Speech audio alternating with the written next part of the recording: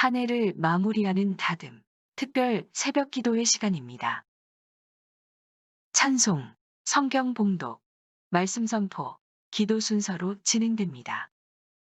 하나님과 긴밀한 교제 시간이 되기를 소망합니다.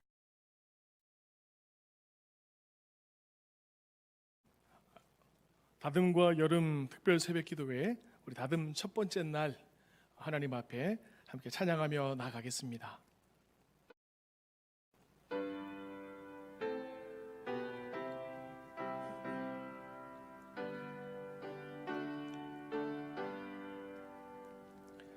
내 주를 가까이 하게 함은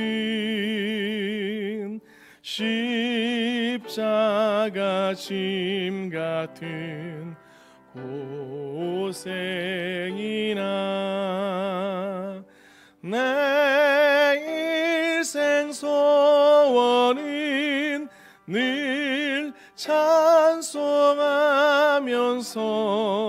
주께도 나가기 원합니다.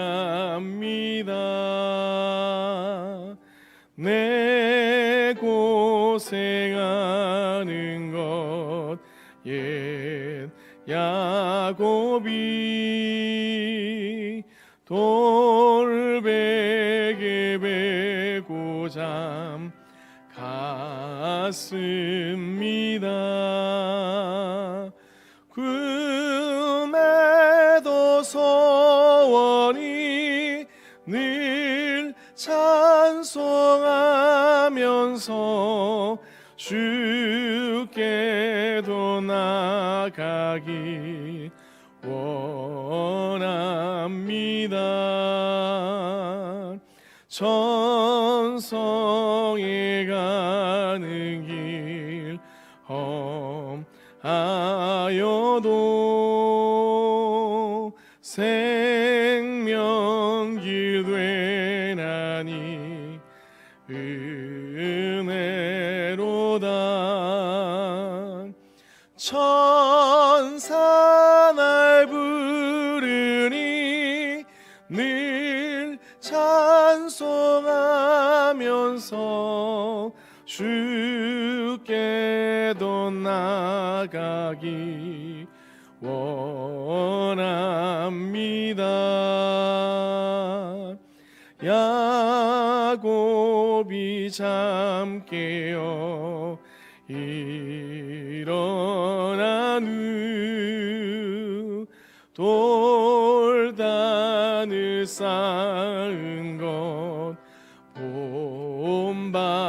본받아서 숨질 때 되도록 늘 찬송하면서 주께도 나가기 원합니다. 아멘.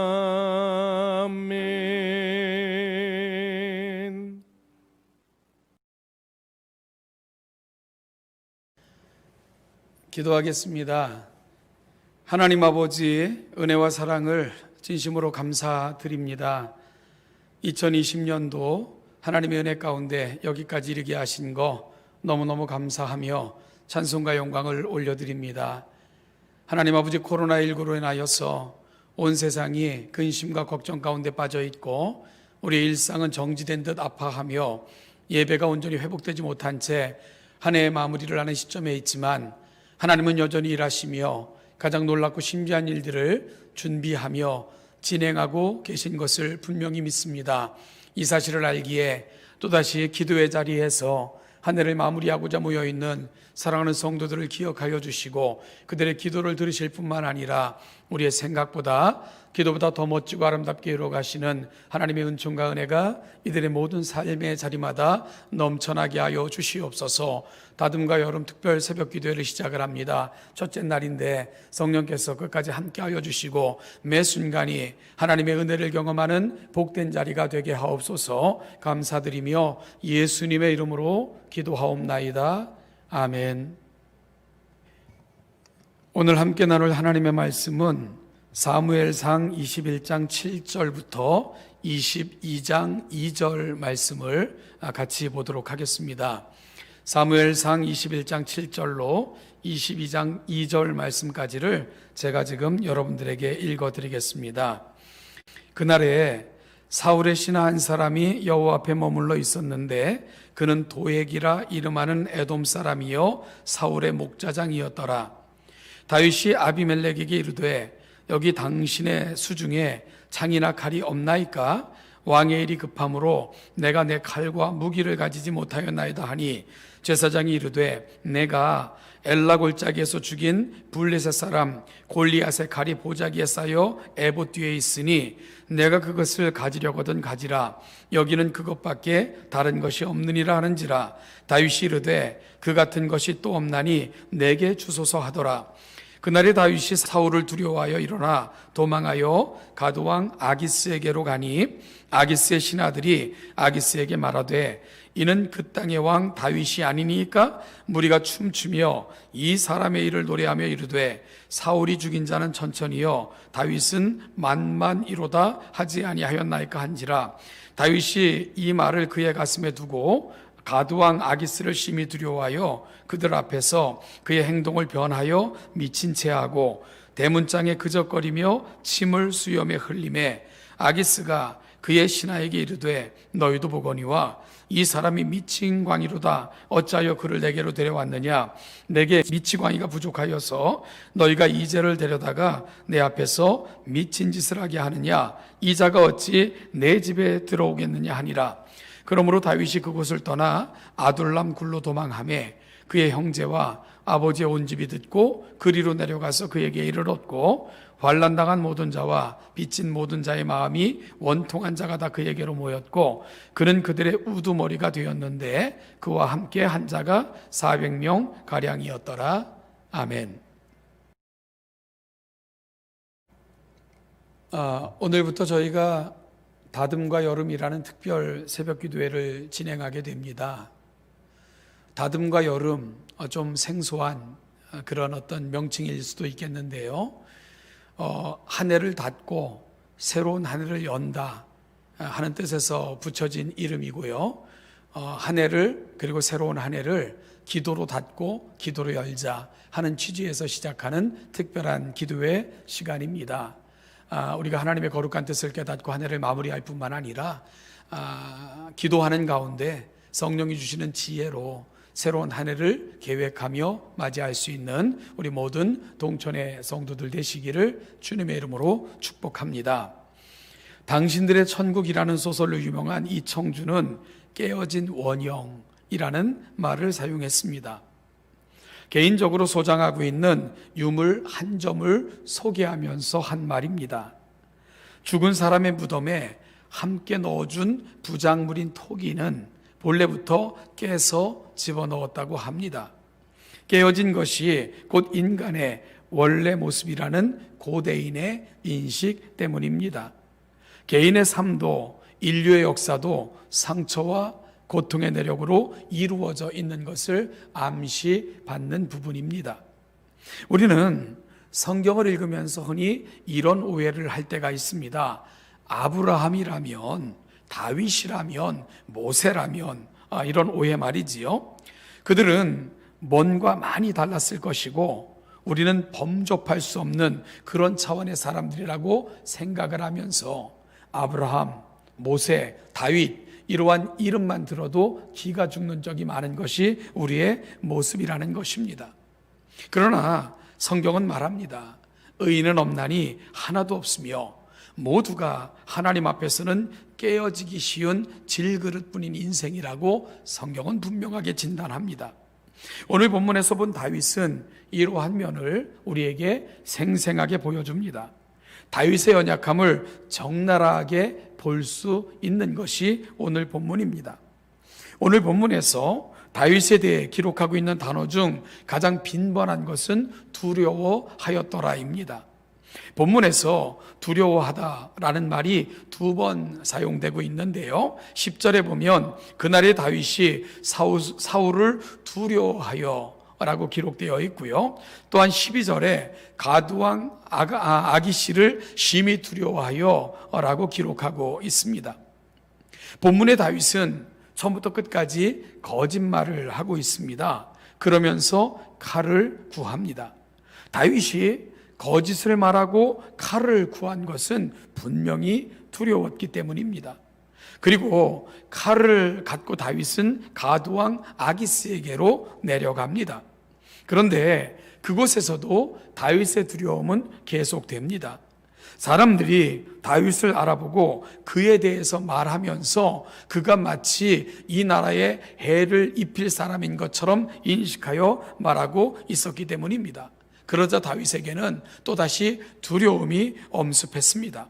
그러자 다윗은 침을 흘리고 대문에 몸을 문지르면서 미치광이 노릇을 하게 됩니다. 여러분, 지금까지 우리가 알던 다윗은 어떤 사람이었습니까? 다윗, 그러면 여러분들은 다윗에 대해서 제일 먼저 떠오르는 그런 이미지가 어떤 것입니까? 사무엘 17장에 골리앗과 전투했던 장면, 여러분 그 장면이 다윗 그러면 가장 먼저 떠오르지 않습니까? 그 싸움, 골리앗과의 전투를 기록하고 있는 사무엘상 17장 50절을 보면 골리앗은 완벽한 준비를 갖추고 다윗을 대항하려고 다윗 앞에 섭니다. 온몸을 투구로 감쌌고요. 그리고 또한 감히 일반 사람들은 들 수도 없는 무기를 가지고 다윗 앞에 나왔던 것입니다. 그런데 사무엘상 17장 50절을 보면 자기 손에는 칼이 없었더라. 다윗은 변변한 칼조차 없었습니다. 그가 가지고 나갔던 유일한 것 아시지요? 여러분, 물맷돌 몇 개 가지고 골리앗 앞에 섰던 것, 당시 다윗의 모습이었습니다. 여러분, 또한 다윗은 이후에도 온갖 전쟁터를 누비면서 평생을 전쟁터에서 살아갔던 사람입니다. 그럼에도 불구하고 그는 불안해하지 않았고요. 담대하게 골리앗 앞에 서서 골리앗을 대항할 수 있었던 것, 지금까지 우리가 생각하고 있는 다윗의 모습입니다.